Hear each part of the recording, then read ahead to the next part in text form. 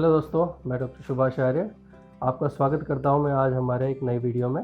तो आज दीपावली का पावन त्यौहार है, तो दीपावली पे आपको सपरिवार बहुत बहुत शुभकामनाएं। आज हम बात करेंगे ऑस्टियोआर्थराइटिस के बारे में। ऑस्टियोआर्थराइटिस क्या है?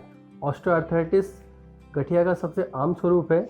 ये तब होता है जब हमारे जॉइंट की कार्टिलेज डैमेज हो जाती है, जिसकी वजह से जोड़ों में सूजन, दर्द, अकड़न या उसके जॉइंट का जो मूवमेंट है वो कम हो जाता है, उसमें हिलने डुलने की गति कम हो जाती है।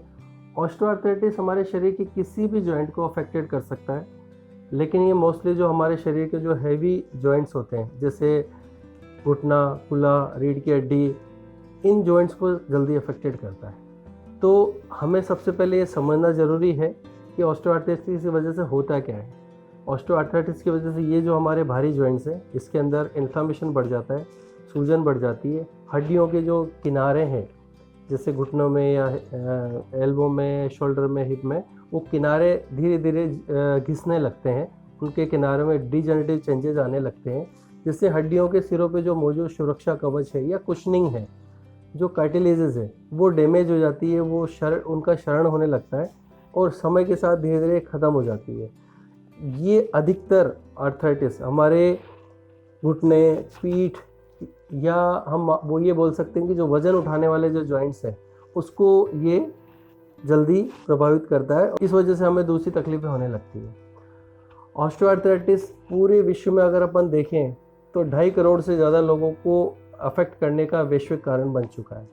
और इसमें ओवरऑल रेशो अगर अपन निकालते हैं तो अगर पुरुषों में 9.6%, तो वही चीज़ 18% महिलाओं में है। इट मीन्स अगर अपन देखें तो महिलाओं में इसकी पॉसिबिलिटी ज़्यादा है। और ये अधिकतर 50 साल की उम्र के बाद से होने वाली तकलीफ़ है। तो इसलिए हम इसको ये कह सकते हैं कि ये हमारे जीवन शैली यानी डेली एक्टिविटी से रिलेटेड, हमारा खान पीन यानी हमारे खान पीन से रिलेटेड, और हमारे डेली करने वाले काम यानी कि जो हमारी एडीएल एक्टिविटीज़ होती है, उसकी वजह से ये 3 कारक जो हैं ये सबसे इम्पोर्टेंट है इसके अंदर। कभी जॉइंट्स का ओवर यूज़ हो जाता है, कभी हम क्षमता से कम काम करते हैं, या हम कभी कभी शरीर को मूवमेंट नहीं करते तो मसल पावर डिक्रीज़ हो जाती है। तो ये बहुत सारे फैक्टर्स हैं, बॉडी में फिजियोलॉजिकल चेंजेस आ जाते हैं। ये सारे फैक्टर्स हैं जो इन सब के ऊपर इफ़ेक्ट करते हैं।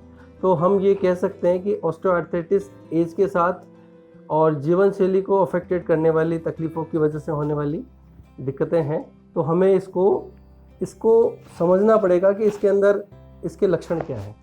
हम लक्षणों की बात करें तो जिसको आर्थराइटिस होता है ये ग्रेड वाइज होता है, ग्रेड 1, ग्रेड 2, ग्रेड 3। तो जब स्टार्टिंग फेज़ में जब होता है तो घुटने के या किसी भी जोड़ के जो कुशन है या कार्टिलेज है, उसमें दर्द होने लगता है, उसमें जकड़न आ जाती है, उसके अंदर लचीलापन कम हो जाता है। सुबह उठने में या रात को सोते टाइम उसमें दर्द बढ़ जाता है। घुटने को या किसी भी जिस जॉइंट में ये होता है उसको हिलाने डुलाने चलाने में तकलीफ़ आती है। जोड़ों में कभी कभी नमनेस, सुनसुनी, सूजन, ये चीज़ें आने लगती है। तो ये जो सारी तकलीफ़ें होती है उसकी वजह से हम ये हमारे कुछ सिम्टम्स हैं जो हम आर्थराइटिस के अंदर आइडेंटिफाइड करते हैं। अब हम बात करते हैं ऑस्टियोआर्थराइटिस के इलाज के बारे में।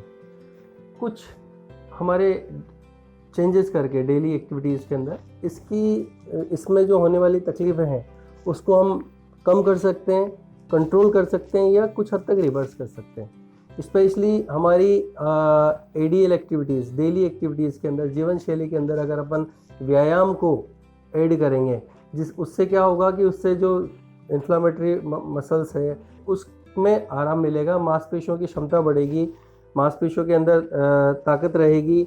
आप नियमित व्यायाम करेंगे तो मसल्स पावर इंक्रीज होगी, जोड़ मजबूत होंगे, तो आपके पेन में फ़ायदा होगा आपको, और आराम से आपके जो आर्थराइटिस के लक्षण हैं वो धीरे धीरे सुधरेंगे। आपके डॉक्टर या आपके फिजियोज आपको प्रॉपर आपके अनुसार, जॉइंट्स के अनुसार, ग्रेड के अनुसार आपको प्रॉपर एक्सरसाइज या उसका ट्रीटमेंट आपको बताएंगे, और उसको आप जब प्रॉपर तरीके से उनके डायरेक्शंस में करेंगे तो डेफिनेटली आपको इसमें फ़ायदा मिलेगा, इम्प्रूवमेंट मिलेगा। दूसरा सबसे बड़ा कारक है आज के टाइम में वज़न। अगर हमारा वज़न संतुलित रहेगा, वज़न हमारा कंट्रोल रहेगा, तो हमारे जो आर्थराइटिक जॉइंट्स है उसके ऊपर प्रेशर कम पड़ेगा तो इन्फ्लेमेशन कम होगा, सूजन कम होगी, दर्द कम होगा और उसके अंदर तकलीफ कम होगी। तो सबसे पहले हमें एक तो मांसपेशियों की क्षमता को बढ़ाने के लिए मूवमेंट करना ज़रूरी है, दूसरा हमें वज़न को कंट्रोल करके रखना ज़रूरी है। इन दोनों से हम हमारे शरीर की आधी तकलीफ़ों को ख़त्म कर सकते हैं। इसलिए और डॉक्टर की सलाह से हम वज़न को कैसे कर सकते हैं वो हमें पूरे गाइडलाइन लेने पड़ेंगे।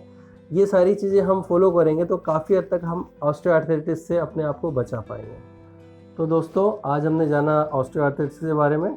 अब हम मिलेंगे नेक्स्ट वीडियो में नेक्स्ट टॉपिक के साथ। आपको किसी भी टॉपिक के बारे में आप जानना चाहते हैं तो कमेंट बॉक्स में ज़रूर लिखें, हम उस पर बात करेंगे। आपको ये वीडियो कैसी लगी इसको लाइक करें, शेयर करें, इस पर कमेंट करें और चैनल को सब्सक्राइब करना बिल्कुल ना भूलें। थैंक यू दोस्तों, बहुत बहुत धन्यवाद।